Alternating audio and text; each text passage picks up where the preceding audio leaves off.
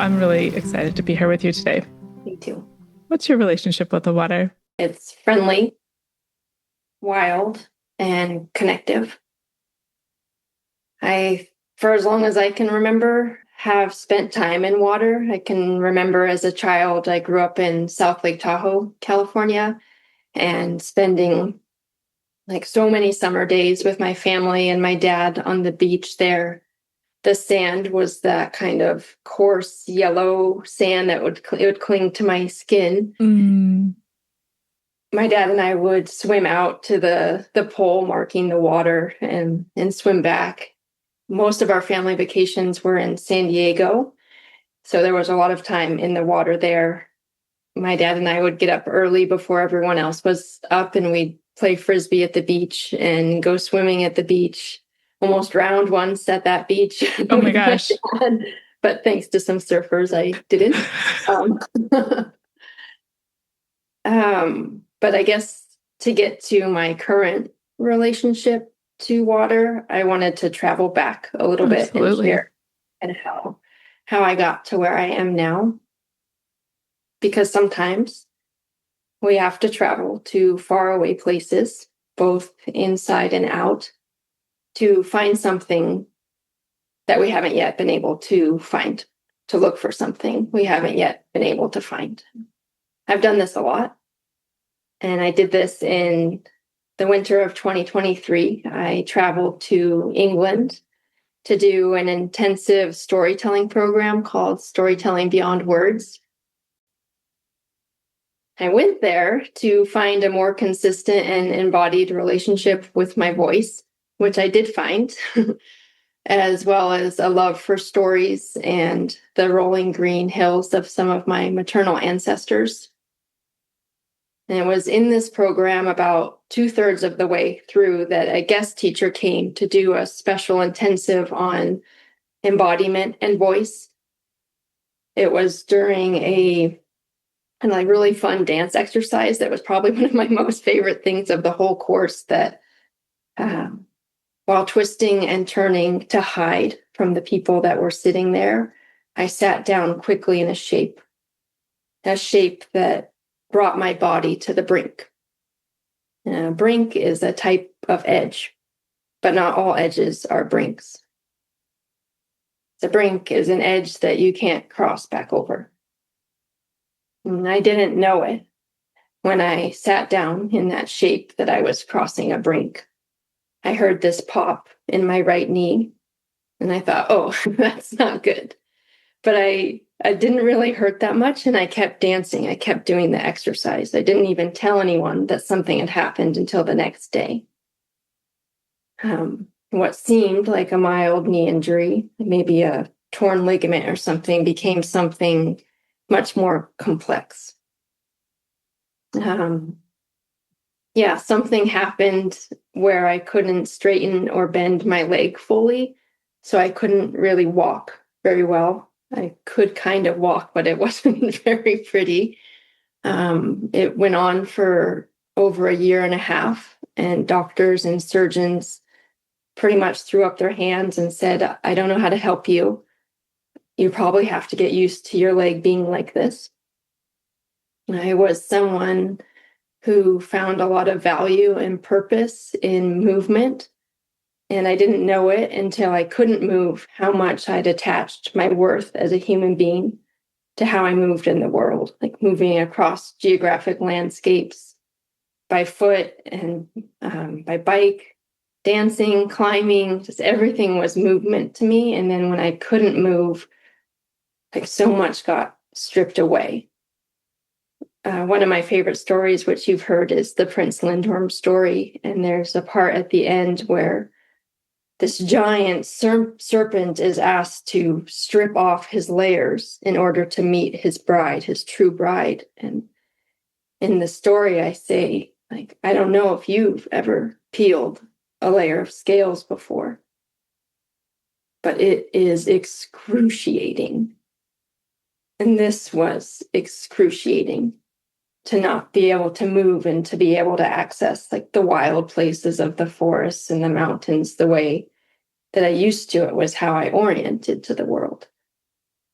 So this all brings us to my relationship with water, because when I got home from England, it was August, which is the best time for getting in the bay, Bellingham Bay, Samish Bay, the Salish Sea, not the Samish Bay, the Salish Sea, where I live.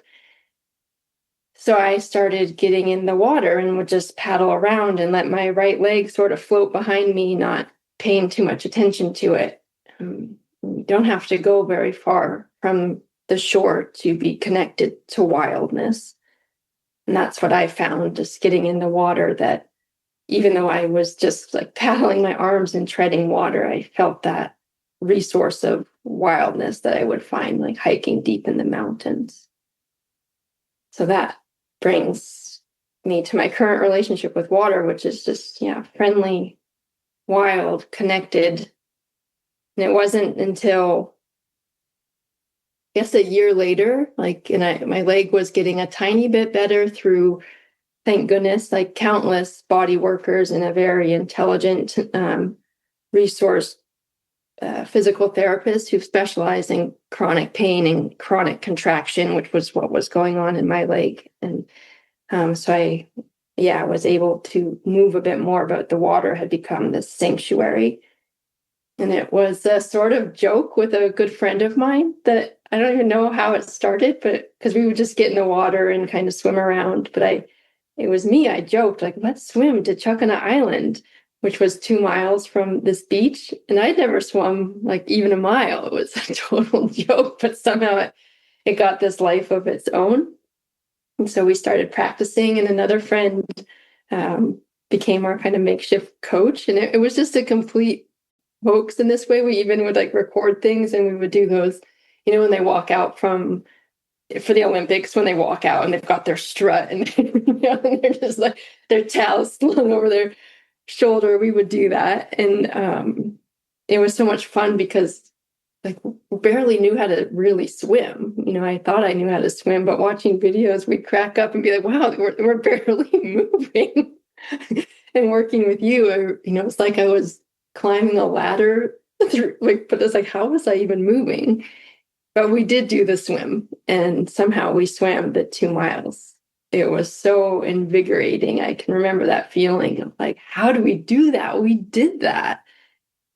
And that just started this ball rolling. And I started listening to all of your marathon swim stories, and I met you in person.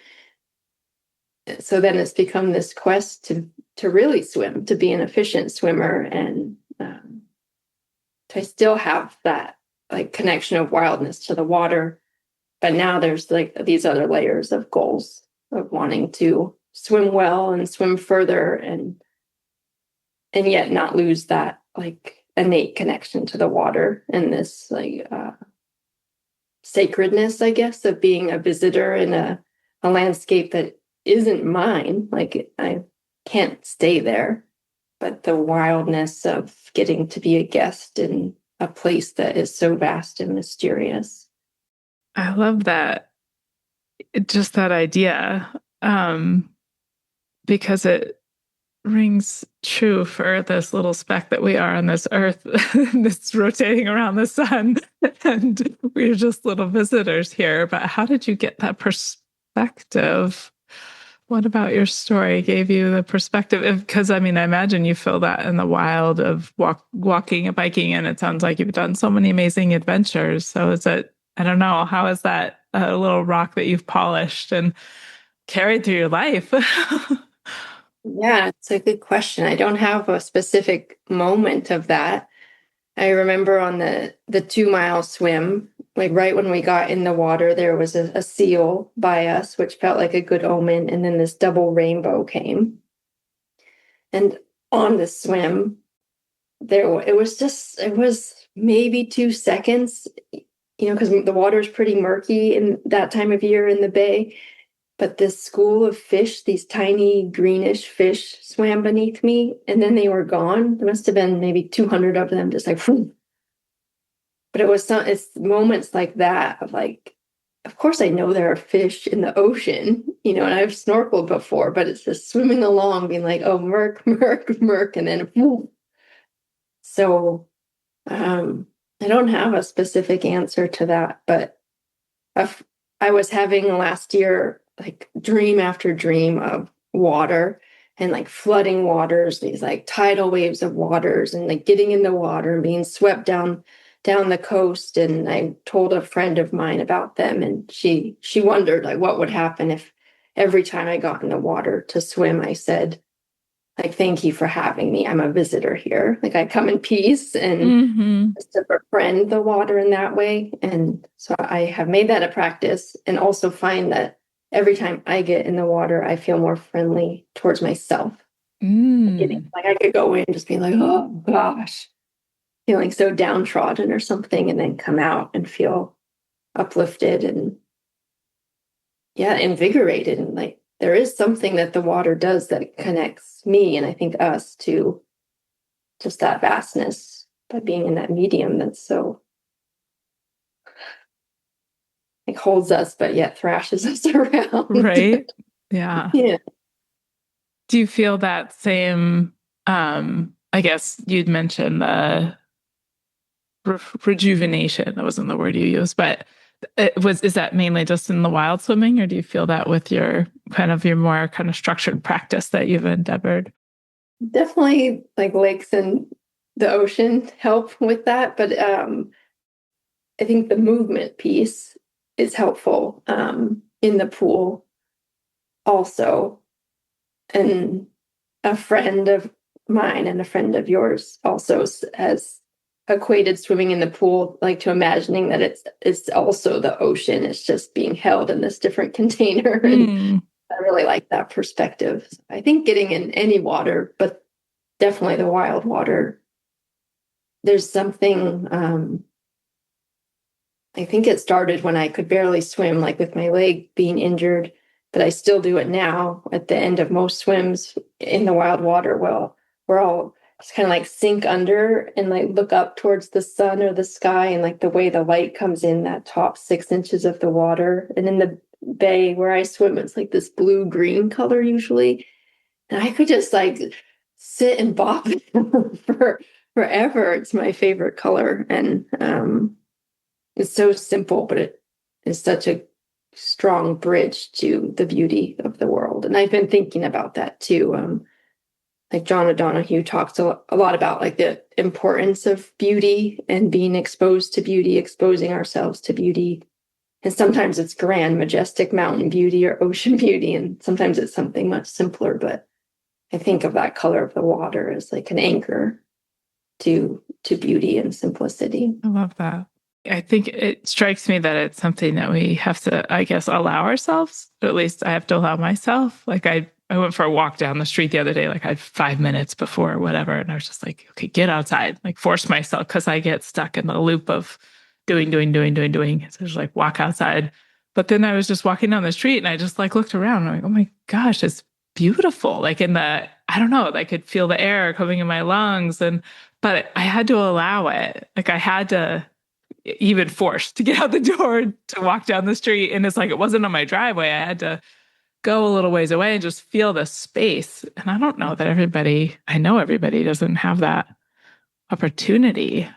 How can we gift people that allowance? That's the permission. I don't know. Or can you find it? I guess maybe you don't have to. I don't know. I'm thinking of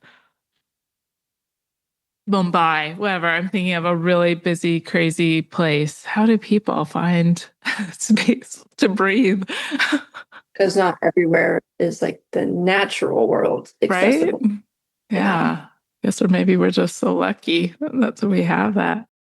And other forms of beauty, I guess, like in the face of another person you're walking by, or That's a good point. like fabric, or I don't know. But Mm-hmm. Oh, I love that. That's good too. for me, that it, like you said, like have to practice it and make space for it, because I know it's easy for me just to go into these kind of narrow rivets of my mind or something, and yeah, forget to open my eyes wider. And Yeah. that's funny because that's what started that's when I first noticed the color of the water, is when I switched from these kind of more traditional narrow goggles to like long distance swim goggles with like the open sides. And I was like, holy, I can see so much more out the periphery. And Wow. That's cool. I love that. That reminds me of someone I was teaching once who had some trauma around the water and a little bit of a vision impairment, but I let her borrow a pair of goggles and to be able to see under the water, like all of a sudden she just had this new idea for what could be. It's so interesting being able to see. But then there's people that can't see. And then what makes me think too, like you were talking about the narrow corridors, is like, I can see why people build routine to like force them like to do a different thing. Like, like I think I have trouble sticking with a routine because I have a fear of like the waking up in 10 years and not knowing what happened in the last 10 years. Or I don't know, it's like something, yeah, from my childhood. So instead I'm just constantly disrupting anything that like seems like it might be working. And but I can see why people do it, because then it's, yeah, I don't know, I'm afraid of forgetting to stop and look and breathe. Yeah. Saying anything, but yeah. Anyway, wow. The water, I love the colors that you brought up, the healing that it helped you with. What's your and the place it's taking you to? Tell us more. So you started this 2 miles, just getting to the island, and I love your vision playing the anthem and strutting to the shore. It's awesome. Yeah. But last summer you got up to a whole lot more than that. So tell us a little bit about that, details of your journey. Kind of interesting how fast it happened, really, to go from just someone who liked being in the water to getting this idea to swim the 2 miles with my friend. And then,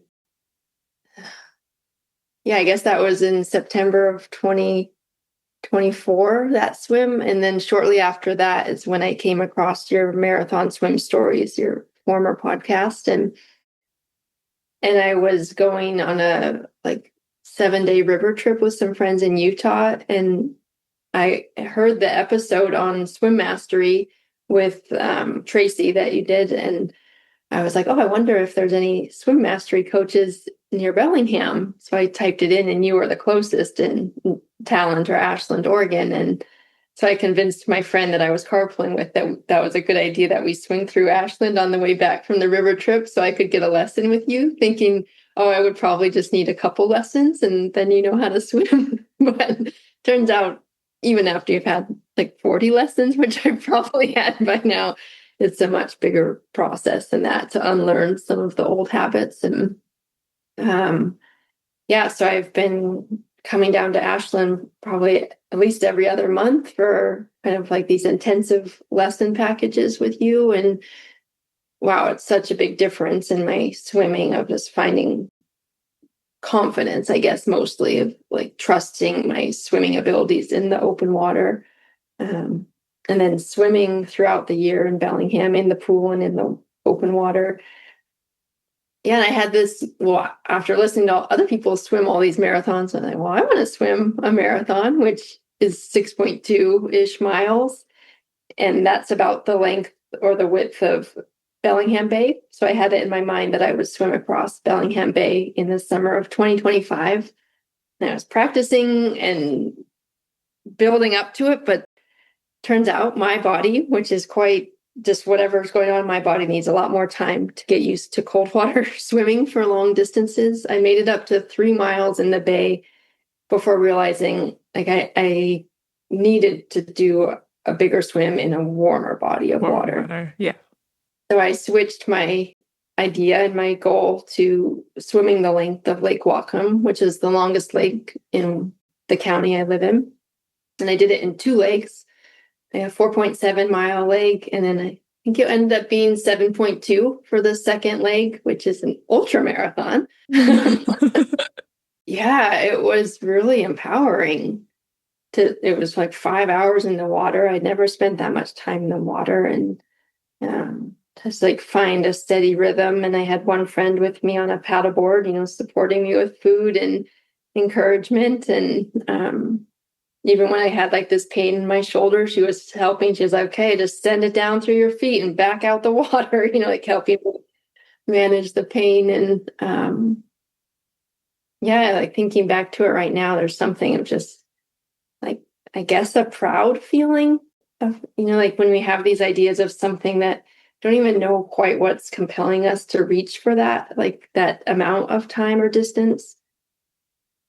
And it wasn't that I didn't think I could do it. It just like I didn't really know that I could do it until I did it because I'd never done it. So yeah.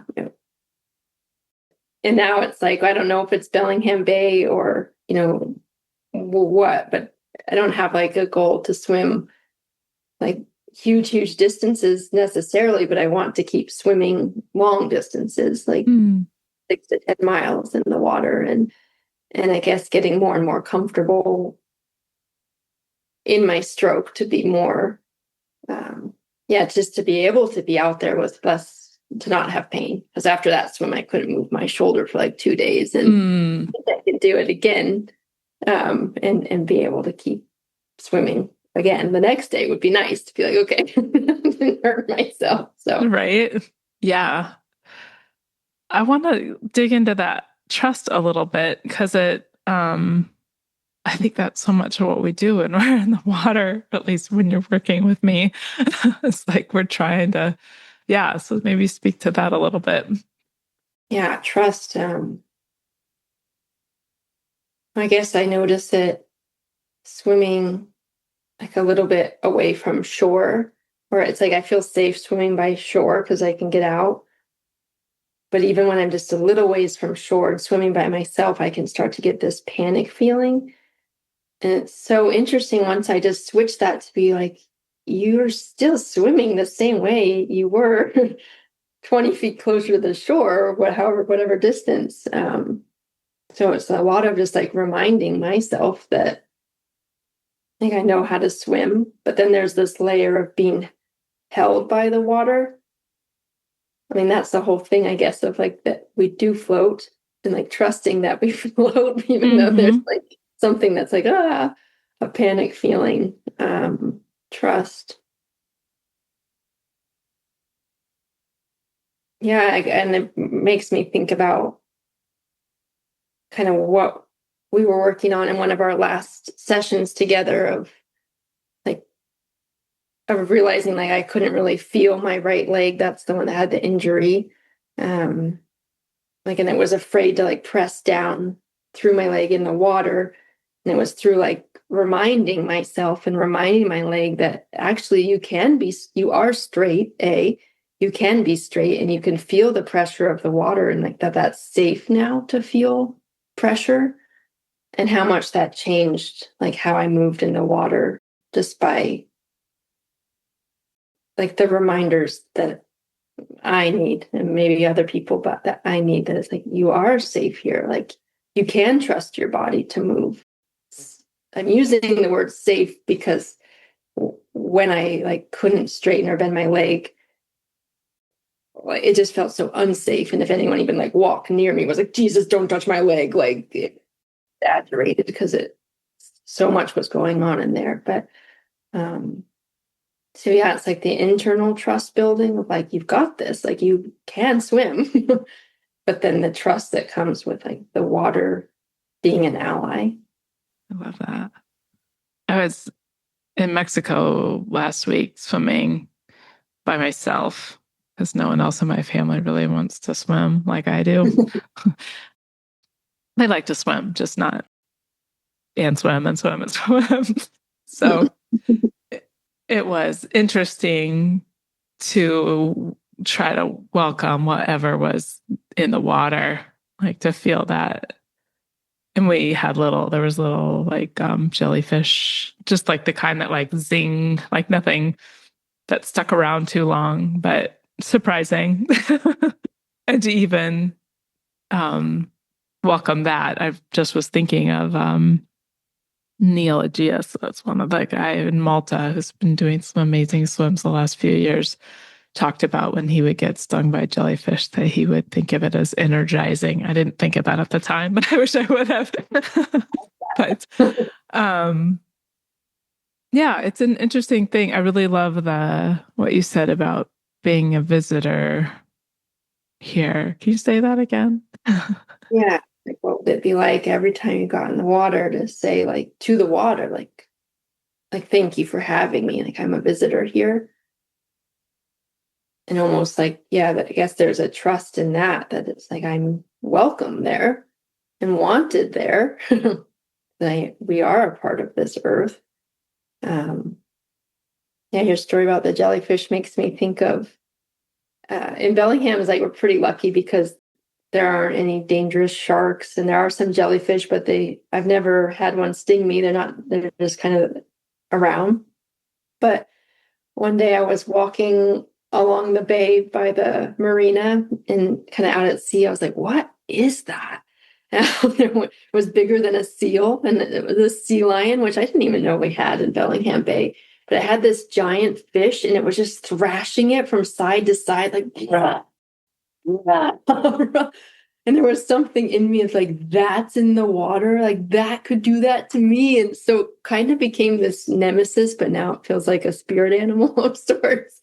Because they're so beautiful. I've never seen one while I was swimming, but just this trust that I don't know that the animals aren't out to get us. They're not like, ooh, good a swimmer. Right. And then if something did happen with whatever kind of animal, like that's a bigger layer of trust to just like, that's the way this is going. Mm-hmm. So Yeah. I haven't had to practice that yet, but Right. Yeah. I like my mind of just that we don't know what might happen. There's like bigger creatures around that. Who knows? There's cars when we cross the street. They're bigger than us. Yeah, way bigger. Yeah. This is your story. That was another little thing that popped up about the sea lion because when we were in Mexico, or on this boat tour doing a little snorkeling, and there were some sea lions, and they were like, "Oh, but our sea lions here in Mexico aren't like sea lions in other places. They're not like teased or like basically they're safe to swim with." It's like, "Do you want to swim with the sea lion?" And so in good company with my sister-in-law and my husband, we decided we'd go swim with the sea lions. Everyone else stayed back on the boat, and we jumped in. And there was a moment where the sea lion, I could see it like away close to us, and then he went underneath and then came up and was just like looking like right at me. And I'm like, oh, I'm having a stand up. Am I having a stand up with the sea lion? Like, what's gonna happen here? And then he, of course, just went about and did his thing. And then I was like wanting it again. Like, oh, well, if that's all it's going to be. But it was so interesting to like have that moment of just like heart stopping awe, but wonder. Yeah, those and wow. yeah.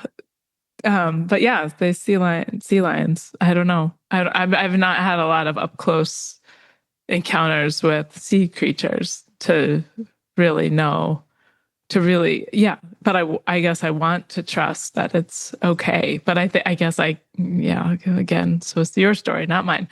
But I've had really deep open water fear of the open water for a long, long time. But let's talk a little bit about what's up, a little like I want a little more like what, I guess, trying to think if we want to get into like the preparation for your swims last year. If we want to talk more about what's up next, what do you feel like telling us what's up next for you? I guess in terms of what's up next, I'm a part of your 5-month program, Swimbound, that culminates in Dominica for like 7 days of swimming. There's a group of 6 of us with you. So that is coming up in March. And that feels exciting to me for lots of reasons, to be in a group connected to other people who are passionate about swimming in a way that is like staying connected to ourselves and the water and kind of our centers. I haven't ever been to the Caribbean, and I've been in the ocean lots, but I'd say it's been a while because Bellingham's more protected. The waters are protected. So I think to get to push that edge of swimming like in the wild sea without the containment of land within sight, Mm. to be in warmer water will be different for me versus navigating cold water all the time. So that's the biggest thing coming up. And then for the summer, I'm just excited for the slightly warmer water in Bellingham. Some friends and I have this idea of, how you can like portage across, with canoes when there's like a string of lakes. There's a few places where there's some strings of lakes, and we thought we'd do like swim portages, like swim and then get to the next one and swim. And they're just small lakes. But I want to focus on maintaining like that sense of joy and connection in the water. Because I noticed even in this last year, getting a little bit of that like hyper focus of like, oh, I got to swim in this certain way. And it takes a lot of attention to be focused, to practice, to get better at something, but also to not take it too seriously and not lose like the majesty of just being in the water, which is what I like the most. So I guess this coming year, after Dominica, instead of having like a big distance goal, though I still hope to do like a long swim, multiple long swims, just to be in the water as much as possible. And last summer I had some good stretches where it was like, okay, I don't remember what the max was before I missed a day, but 17 days of getting in the bay and then miss a day and then 20 days or whatever. But not to be rigid about it, but just to be in the water nearly every day. That's a good goal. Yeah. Yeah. I love that. The occurred to me when you were saying about the rigidity of like preparing for something versus and trying to keep the majesty. How do we do that in our life too, right? Like it's kind of like what we were talking about allowing the wonder, but needing a rhythm. Right. And I think like last night I was making this shape with my fists, talking to my partner and I was talking about what happened with my leg and like this gripping feeling that I still feel that I do in other aspects of my life. And I think it's a fear of losing control or of change, that happens everywhere and all the time, like sweeping me off my feet or something. But there's something about like how to catch that and just soften it just a little, because it's like the shape could be the same, but it's not that like gripping, grasping, like fear-based. Yeah. Something with the water of that. Like there was one swim, the 3 mile swim I did in the water where not the whole swim, but once I started getting cold, felt like the whole swim was this gripping, grasping of just like, I gotta get through this urgency because it was so cold and the water was bashing. And then that's when I realized like, well, I don't really want to swim like that. Like, so, and I needed more time to get comfortable swimming in the cold. So I didn't swim like that. So I guess it's just, there's something for me about adjusting for like, what is my capacity at any moment. Yeah. Other people might be fine swimming in the 66-degree water for that long, but I wasn't quite yet. So it's so awesome that you allow yourself the awareness to know that.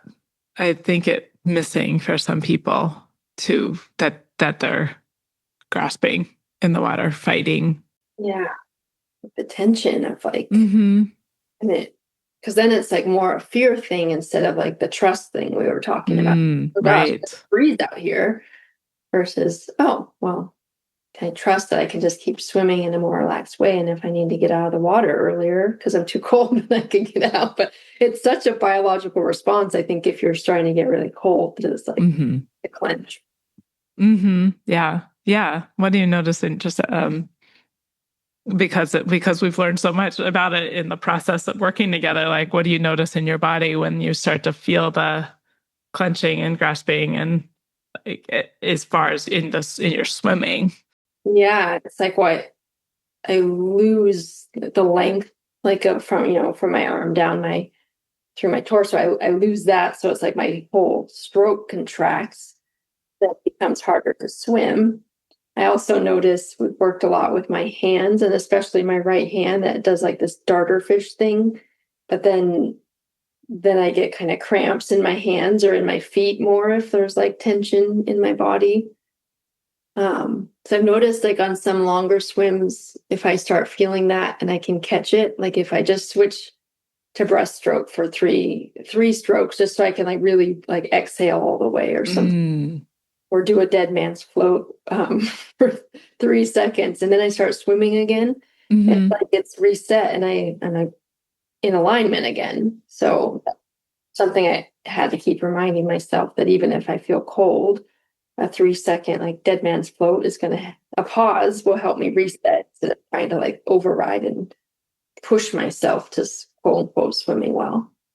Yeah. We kind of have to reset the nervous system, a little pattern interrupt. Yeah.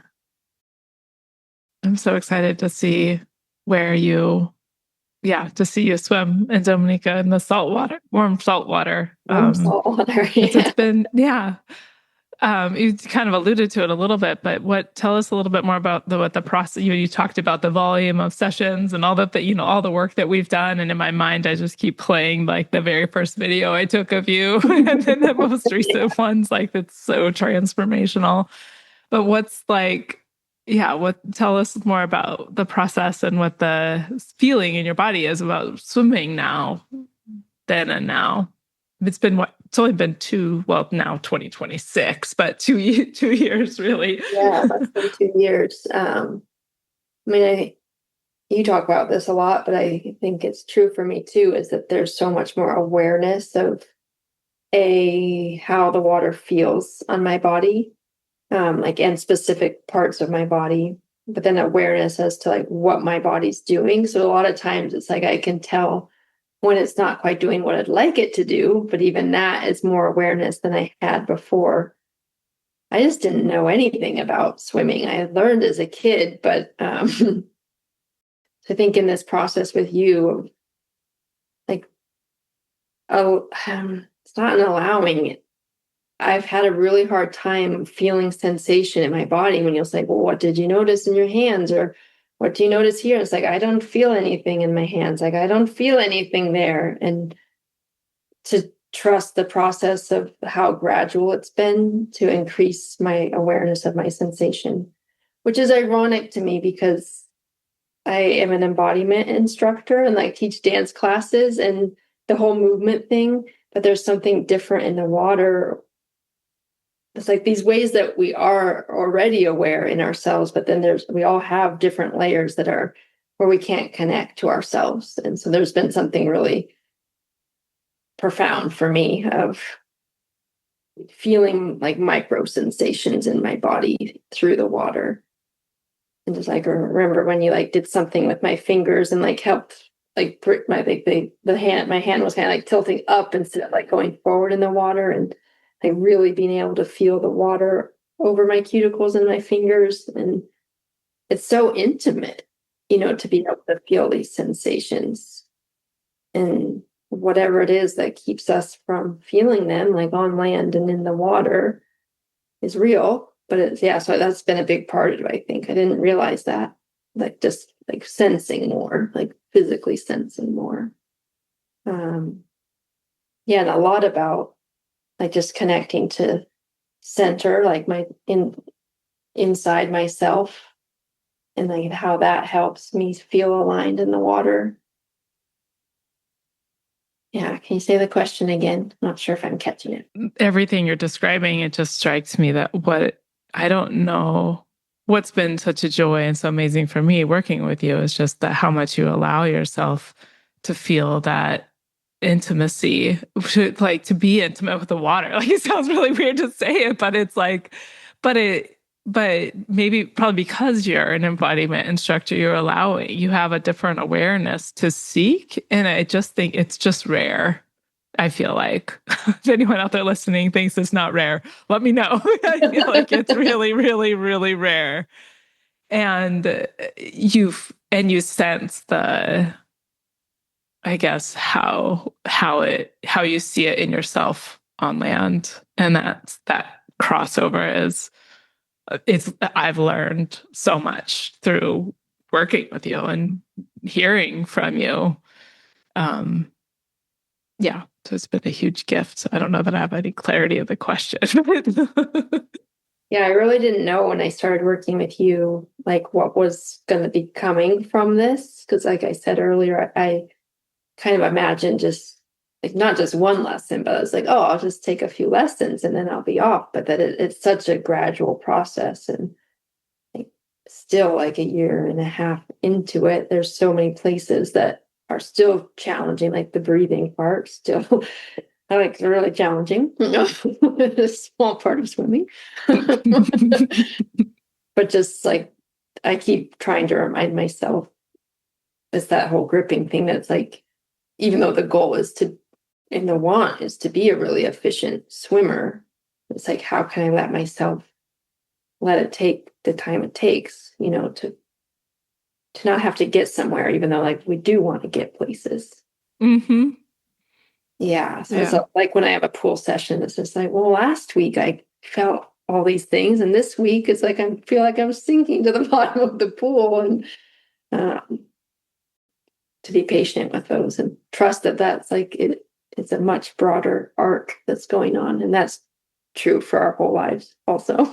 Mm-hmm. So yeah, there's been some like at least a handful of times where Shannon will say something about swimming and just feels like a slap in the face, not as like a bad way, but just like it's so true for me in my like walking land life, or just a pattern that shows up in the water that is like truer for such deep layers of how we move. And so there's been some deep processes going on of like the way it's hard to articulate myself, or hard to share what's happening on the inside. That was a big one when you said that.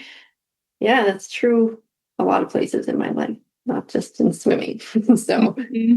Yeah. yeah, I think Yeah. that's been a boon of the process too, of how, a dance teacher of mine says, like, on the dance floor, as in life, I think is how she said it. Like anything that shows up on the dance floor is like actually what's going on in life, but it's the same for the water too.